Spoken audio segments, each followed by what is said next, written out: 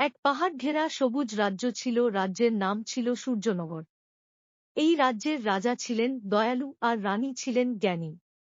তাঁদের একমাত্র ছেলে ছিল রাজকুমার অরুণ।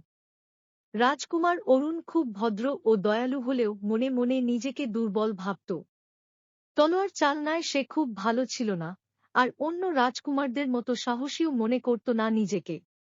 রাজপ্রাসাদের অনেকেই ফিস ফিস করে বলত, এই ছেলে কি কখনো ভালো রাজা হতে পারবে? একদিন রাজা রাজকুমার অরুণকে ডেকে বললেন, রাজা হতে হলে শুধু শক্তি নয়, সাহস আর মানুষের কষ্ট বোঝার মনও দরকার। তাই আগামীকাল থেকে তুমি সাধারণ মানুষের মতো রাজ্যের বাইরে ঘুরে দেখবে। পরদিন ভোরে অরুণ সাধারণ পোশাক পরে প্রাসাদ ছাড়ল। পথে যেতে যেতে সে দেখল এক বৃদ্ধ কাঠুরে কাঁদছে। অরুণ কাছে গিয়ে জিজ্ঞেস করল, কেন আপনি কাঁদছেন কেন? বৃদ্ধ বলল, বনের ভেতর এক ভয়ঙ্কর জন্তু আছে, তার ভয়ে আমরা কেউ আর বনে যেতে পারি না। অরুণের বুক কেঁপে উঠল, তবুও সে সিদ্ধান্ত নিল বনে যাবে।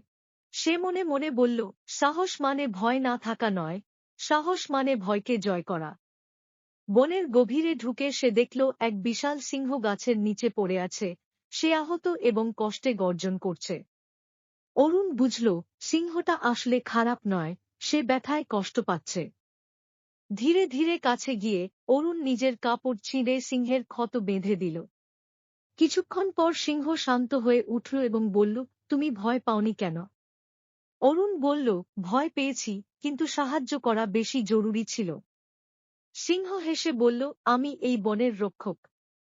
আজ থেকে এই রাজ্য নিরাপদ থাকবে। অরুণ গ্রামে ফিরে এসে সব ঘটনা বললে সবাই অবাক হয়ে গেল।